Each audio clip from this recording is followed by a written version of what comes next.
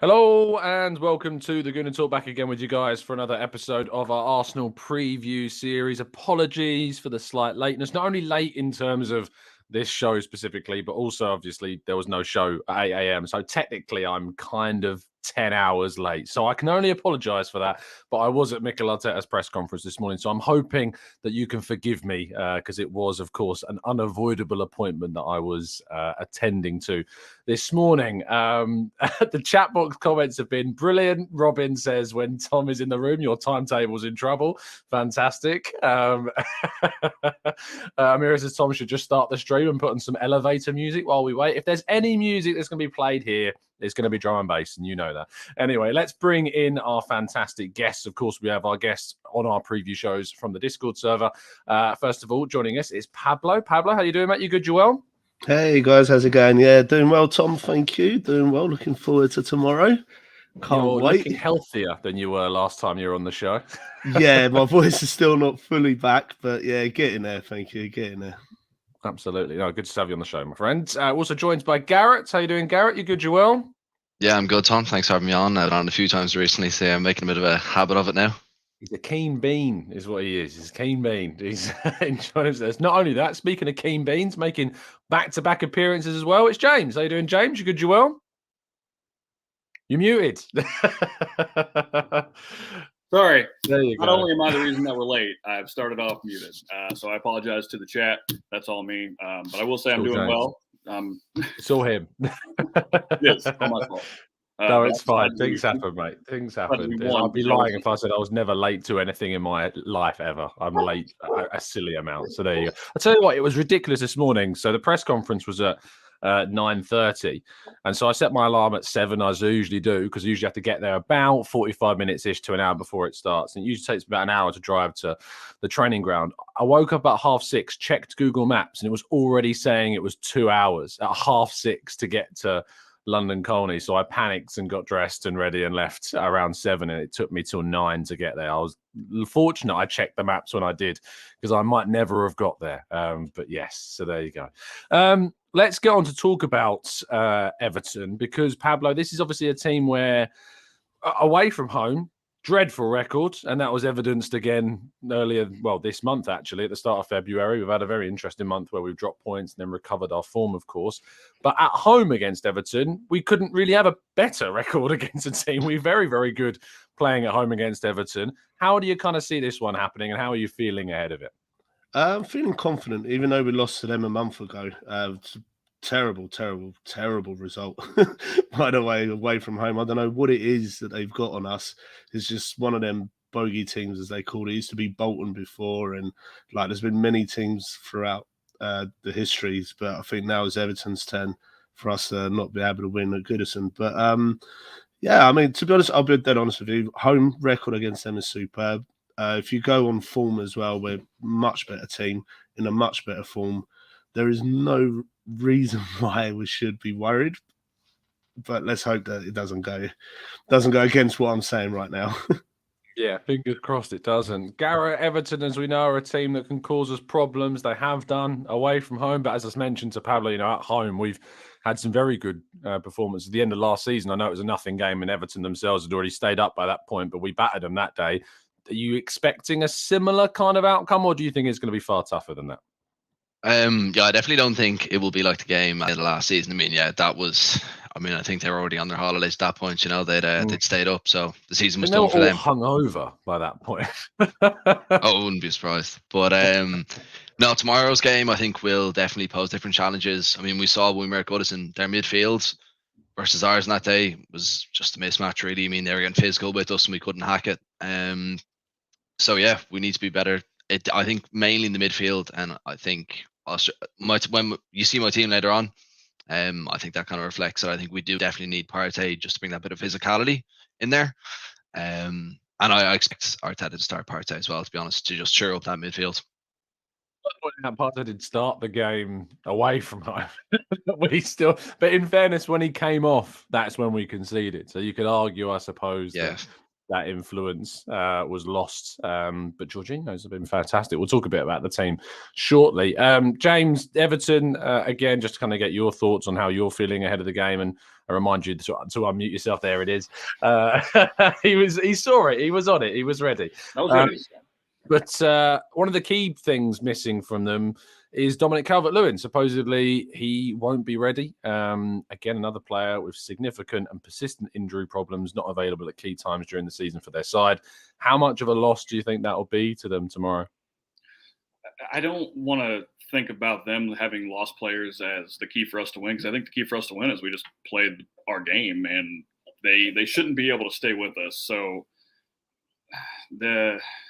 as long as we can attack the way that we should be able to, dealing with them on the counter, if Gabriel and Saliba play the way that they did against Leicester, we won't have any issues, because Saliba stopped every single counter that came at us, and Gabriel was a rock as always. Yeah, those two have been a great pair. They had a little bit of a scuffle, it seemed, at the end of the game against Leicester. I know people have seen the clip going around. Arteta was asked about that actually this morning, and he said that they're a happy marriage, is the way he described their relationship, which is great, And I think those types of situations are actually, they're quite telling of a group that demands so much of each other, and that is going to cause little fractures and little discrepancies, but it's all part of being a family. Who here has had a family member they've never ever had an argument with? It's just not possible. You're always going to argue with your family at some point. I think that's the same thing in there, because it's definitely a family between the players right now, and they just want to succeed. And if they see their teammate doing something they don't necessarily think is the right thing, they're not going to be afraid to tell them. I like that, Pablo, that Arteta said that he doesn't want robots in his team. And he wants kind of these players to be emotional, be genuine. And I feel like that we get that from the players game on game. And you see that. And I think you also saw that Verdegaard giving Zinchenko the captaincy to commemorate the year anniversary of the Russian invasion as well. There's just some camaraderie about this team that really pushes us forwards. Yeah, I think this is the difference that Arteta's brought on to this team, really, to this Arsenal side. I mean, you look in the past years, we've used to actually, as Arsenal fans, we used to complain about the fact that there was no fight in the team, there was no spirit, there was no togetherness, and all these sort of things that was like negative that was missing. We had the talent, we had the quick ballers and all this, but we just didn't have that collective unity that we have now. And you can see there's a connection, like I think I said before, with the players, with the manager, and with the fans. We're a full club now. Yeah, you can just see it between the players, the passion there. You can see that it hurts them when they lose, even when they draw us. When we draw a game, you can see it in their face. It's not good enough, and that is what we've been missing, and we finally got it. So to see players react to certain situations is only natural, because if you care about something, you're going to react when things ain't going your way. Even if you're winning a game and you make a mistake, that shows that they're after perfection. Yeah. If they're winning a game, they've made a mistake and they're getting on each other's case and sort of egging each other on, whatever, it shows passion. It shows that they don't want to lose. Even if they're winning, they don't want to concede. They don't want to give the other team that opportunity to get back into the game. So to me, I'm all for it. I absolutely love seeing passion.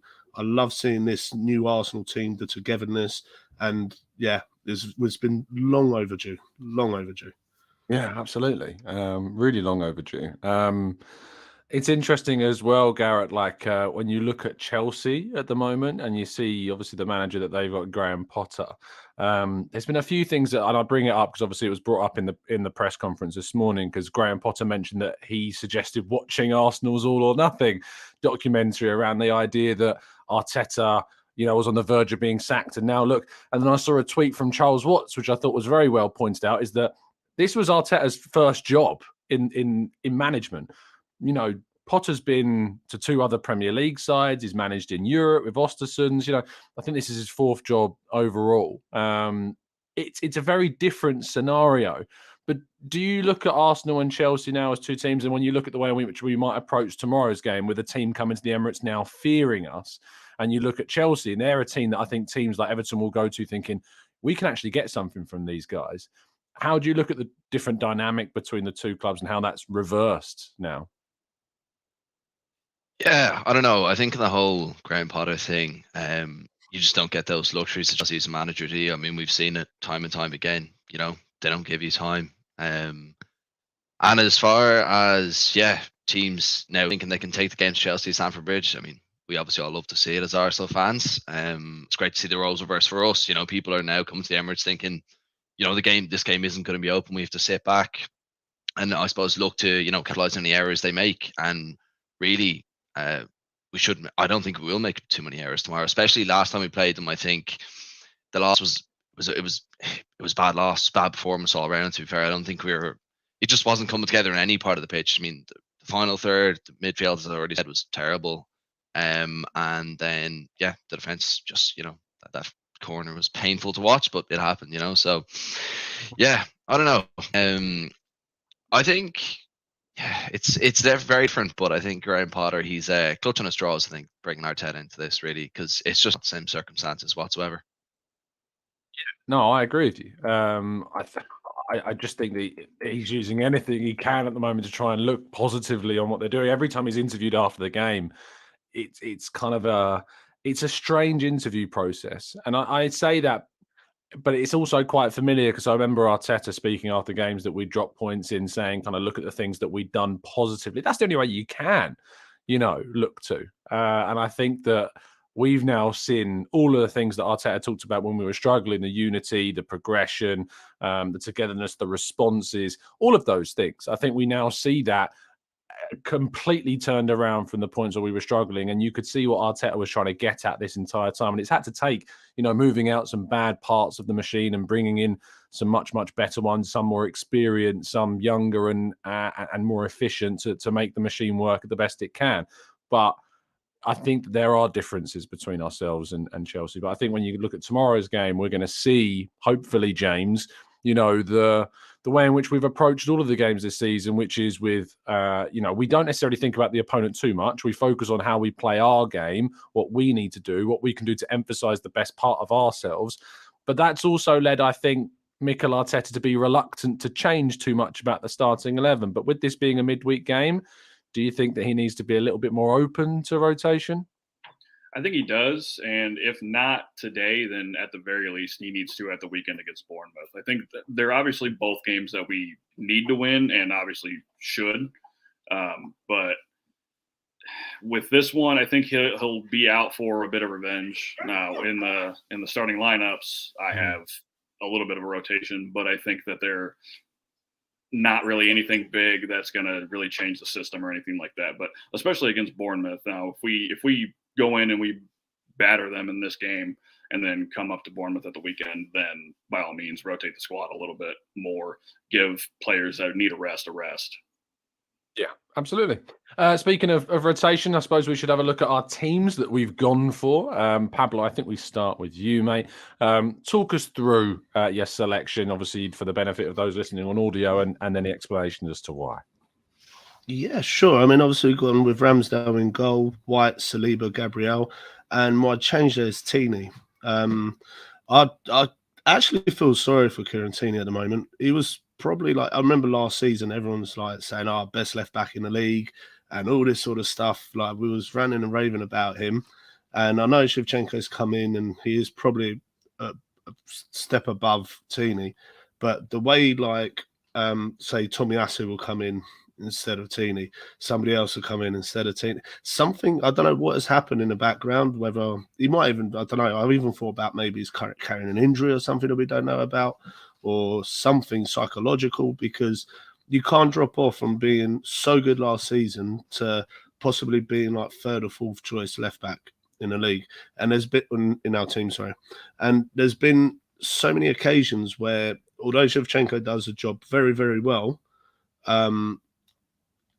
we missed that direct attack sort of from Tini, because Tini will sort of open up play and sort of be pumping down the channels and stuff, whereas Shevchenko don't. He comes in, plays almost like a midfielder, and sometimes that can be predictable, and sometimes you just need someone direct. And I think being at home, we're going to be on top of the game, attacking obviously Everton a lot more. So I'd put Tini in there.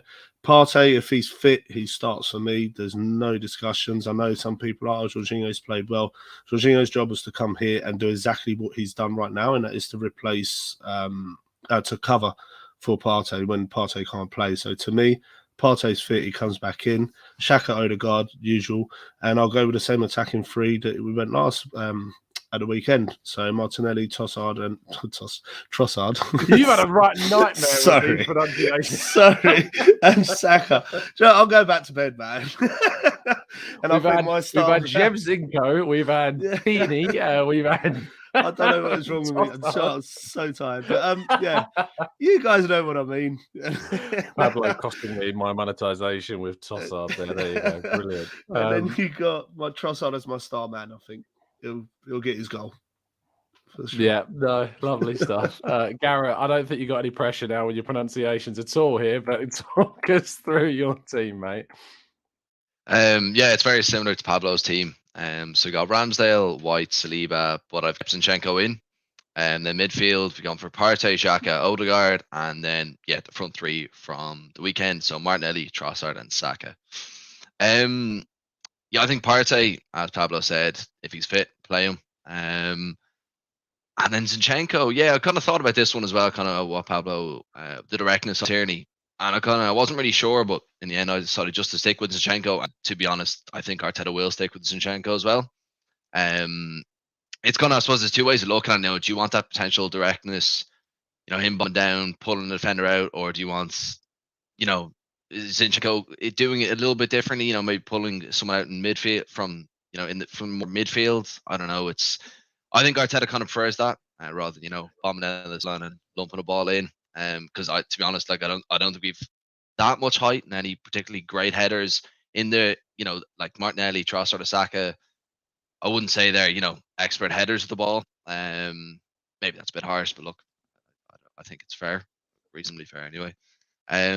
But yeah, no, I think the midfield is where I think it'll be won or lost. They'll have, I would say, the exact same midfield they played against us last time. So we've just got to be on it, and I think that's why Odegaard. I think if the midfield's on it tomorrow, it'll be because Odegaard is pulling the strings, playing those passes into the final third where we need them, and just dictating play like he does. So yeah, I'm confident, but yeah, I like the lineup. Yeah, no, I think so. I'll come to some questions actually to you all about your lineups because there is a theme that runs through that I want to check on before we go to that. James, a couple of changes for you. Talk us through them. Yeah, I went ahead and I rotated out like I was talking about. I mean, Tomiyasu coming in because I don't think that he offers anything different than what White does. White's been very good, one of our best players this year, but I just think Tomiyasu can do the job and he can give White a rest and then bring White back in at the weekend. Other than that, same back line, Ramsdale obviously in goal. And then I played Partey and Jorginho because I thought that when Partey came on at the weekend for Odegaard, he did really well. And he was getting into attacking areas. And I think that he offers you more mobility than Xhaka does. And also Xhaka really needs a rest. So I think that they can play well together. And I would like to see him at least try. And then the front three, I kept Trossard in because I think that his play style is better against a low block type team. And we know that Dyche is going to come in and do the same thing that he did when we went there. So, and I think that Eddie was just very, very much not on it that day. And it's going to be the same story over again. No, fair enough. Fair enough. I've just realised my thing's going up saying you have 33 minutes of battery left. So excuse me while I sort out my charger when I ask the next question. But all of you have gone for Trossard up top. I'll show you my lineup shortly. But Pablo, why doesn't Eddie Nketiah come back in? Do you know, to be fair, it's kind of harsh, the fact that none of us have actually picked him. Eddie's done a brilliant job covering since Jesus has been gone. But I don't know, just seeing Trossard every time he has come onto the pitch has been absolutely brilliant. And the way he took his goal, I know he was disallowed, but the way he took his goal, he's not done anything wrong to be dropped at the moment. And obviously Eddie's going for a bit of a goal drought as such. So to me at the moment, you play the players that are on form and basically doing better at the moment. And I think Trossard is doing better than Eddie. So that's the only reason why I'd put him on. Not that Eddie's a bad player in any sort of way, shape or form. I just think right now on form, Trossard is probably the more likely to score a goal than Eddie. You're on mute, Tom. On mute. There you go. I've done a Pablo. With this, Garrett, have you got anything to add on why you'd pick him? Yeah, I think it's going to be a game that's kind of won in around the box. So I think there'll be a lot of bodies in tight spaces, and I think Trossard generally is just better in tight spaces. He's smaller, better at dribbling. We've seen what he's done in tight spaces, like at Anfield when he put a hat trick past Liverpool. He's dancing around the box, So yeah, look, that's why I think it's going to be fought around that area. And yeah, as Pablo said, I mean, Trossard has been better than he recently, so just keep him on. And if I was to play Trossard tomorrow, I absolutely start Eddie against Bournemouth. Bournemouth's defense is shocking, nothing short of it. So Eddie could definitely bag winner. Full faith in that. And lastly, James, you've also gone for Trossard, and he's your star man. I mean, why do you disagree with people like Daniel said? I'd definitely start Eddie, no question. For the reason I already said, he didn't have a great game when we went to Everton, but you can also put a lot of that up to the pitch, and it's going to be a completely different game at home anyway. But I think just watching Trossard play with Martinelli, it reminded me of watching Jesus play with Martinelli. Obviously not.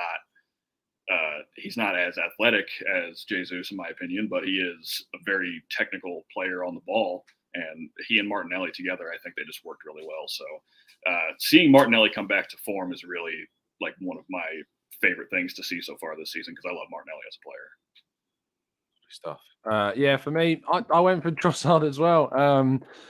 I just think that we saw a lot more from Martinelli in particular with Trossard in the team. I see a lot more of Gabriel Jesus' style when Trossard's playing there.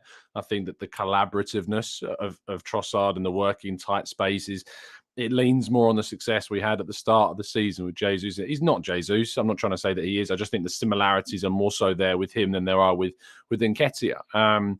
I think that Nketiah deserved. It wasn't just about the fact he had supposedly a knock or that he wanted to rest him. I think that it was the right thing to do, was to put Trossard in. And we've been doing a couple of preview shows, and I had Trossard in my starting 11 for the last couple of games because I wanted to see him come in. I thought that Nketiah had been missing a few chances. The reason why I've swapped out Xhaka is, again, Xhaka, like Martinelli, like Nketiah, has played every single game. And I think there's an opportunity here to use Vieira in this fixture. I think you can go a little bit more attacking at home against Everton, a team that we're expecting to sit back a bit more. I think that we can throw Vieira in here and give him an opportunity. I think he's going to be playing the midweek games anyway against Sporting. Xhaka will come back in against Bournemouth, probably come on in the second half. We need him. Partey's interesting. We're not 100% sure on his availability because Arteta spoke quite... He didn't rule him out of the game, but he basically said he's got a training session today and they're going to see how he is. But he obviously played the weekend, but he still doesn't seem 100%. I'd be shocked if he did start this fixture. Jorginho, though, has been great. What I love about that signing is that we're not bringing El Neni in, we're not bringing Lokonga in, and no disrespect to those two, but the level of Jorginho is just of that of a starting top-level club, more so than those two players I've just named. So, yeah, this is the team that I'd go for. I don't think there's anyone else that stands out, but Vieira and Trossard, kind of the main two talking points in that team. Okay. Big news, by the way, dropping. Gabriel Jesus posting on his social media feeds, working, training outside with the football, looking very, very good. We're getting closer to Gabriel Jesus returning. Information from my colleague Kai Karnat was that he was indeed supposed to return before the international break. That's 5 Premier League games away. So that would really put us in a position where we'd have Jesus, you'd imagine, for at least the last 10 games of the season, which I think is a great bonus for the run-in. Last 10 games, having Jesus there is going to be big. So fingers crossed we get some more positive news on Jesus' availability and maybe even seeing him in some of the under-21 squads potentially in the next couple of weeks as he builds back up, and the Europa League, of course, as well. Okay, let's go to predictions. Pablo, scoreline and scorers, please. I'm going to go 4-1 to Arsenal. Scorers? Scorers, Trossard, I think he'll get a couple. Martinelli will get another one, and look at Odegaard. Lovely stuff. Garrett? Yeah, I'll go to 3-1. So I'll go Trossard for 1, Saka for 1, and Odegaard for the last. Lovely stuff. James? I was also going to go 4-1. I think it'll be everybody in the front three, Trossard, Martinelli, and Saka, and Odegaard getting one as well. Beautiful. Let's see what you guys in the chat box are saying. As I said, it's going to be 0-0. Oh, that's not optimistic at all. Pablo's face is like, sorry. Rancid's going for a 2-0 Arsenal, Trossard and Ødegaard. Dan says 5-0 Arsenal, Saka with all 5. Please do something for my triple captain. Temi says 2-0 boring Arsenal win. Terry says 2-0 Trossard and Saka. Bradley says 3-0 Trossard, Saka, Ødegaard. Michaela says 3-0 Arsenal. Revenge win. This one indeed. We are looking to get revenge, of course, on Everton. MIR Reaction says 3-0 Arsenal. Ranpur says 2-0. Maida says 2-0 Arsenal win with a clean sheet. Jason says 2-0, 2-1 rather. They're going to make us work for it. Jonathan says 2-0. Benji says 4-1. Saka, Brace, Smith Rowe and Trossard. Amira says 3-1. Because we never keep clean sheets at home. Saka, Iwobi, own goal, and Kivior debut go off the bench. Very, that is quite the prediction. We'll get some more predictions as we wrap up today's show. For me, I'm going to say 3-1 for us. Ben White screamer, obviously. Ødegaard to get on the score sheet, and if he does start, I'd like Fabio Vieira to score as well. I think confidence-wise, he needs a bit of a boost. As of course, this is an evening show, I take the opportunity to welcome our listeners from the West in North and South America, and that means I need to tell you about our live podcast that we're going to be doing in Chicago in April. I told a bit of a fib in the last show in the sense that I thought tickets were available. Now they're not. They've become available on the 10th of March. But you can indeed register on the Gooner Palooza or the Chicago Gooners website to get told all of the information about when you will be able to buy tickets on that 10th of March. But the event is taking place over the weekend of the 21st of April through to the 23rd. Fingers crossed we'll have a game. It depends what happens with Southampton in the FA Cup and, of course, ourselves in the Europa League too. But fingers crossed we'll have a game against Southampton that weekend. But it's a live podcast in Redline VR at 1 p.m. on the 22nd of April. I'll be doing it back-to-back in terms of on the same time with the Arsenal Vision boys, Elliot and Paul. I'll be joined by our regular John, and the whole thing will be hosted by somebody called Mike from the Gooners pod. Don't know if you've ever heard of that before. I haven't. But apparently it's very, very funny and good. But no, in all seriousness, it should be a good day, a lot of fun. It'll be great to meet so many of you as well that are based in the US. It's always great when I meet people over here for games and stuff like that. But being able to go to the US and meet some of our North American listeners is going to be fantastic. So do make sure you come along, get involved. As I say, all the ticket information is on the Chicago Gooners Gooner Palooza website. So make sure you go and check that one out. There you go. Lovely stuff. Pablo, thank you so much for your time, my friend. Much appreciated. Tell people where they can find you. Well, obviously Discord server, I'll be there. And Twitter as well. Pablo, was it Pablo Mirror 11? I think I am. Something like that. Yes, that's it. Yep, that's the one. So you can find me. And thanks for having me, Tom. And thanks for everybody. It's been a really good show. Enjoyed it. Pleasure. Garrett, pleasure as always, my friend. Tell people they can find you. Yeah, cheers, Tom. Thanks for having me on again. Yeah, you can find me in the Discord server. Yeah, and as always, join up and get involved. Lovely stuff. And finally, James, we got there in the end with the connection, but it's been stable throughout. Appreciate your time. Tell people where they can find you. Discord server, Ginger Gooner, or on Twitter, Ginger Gooner 86. Lovely stuff. Make sure you give plenty of love to my fantastic guests, Pablo, Garrett, and James, in the chat box and the comment section down below. Let us know your predictions, of course, if you're listening on catch up with the comment section down below as well. We also put out a brief short this morning as well, which does a little kind of funny clipped up of me talking about VAR.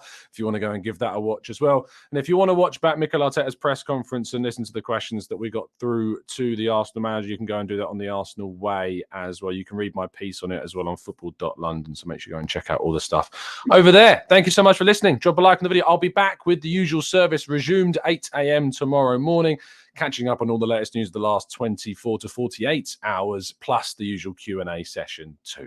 See you then. Have a fantastic evening, and as always, up the Arsenal.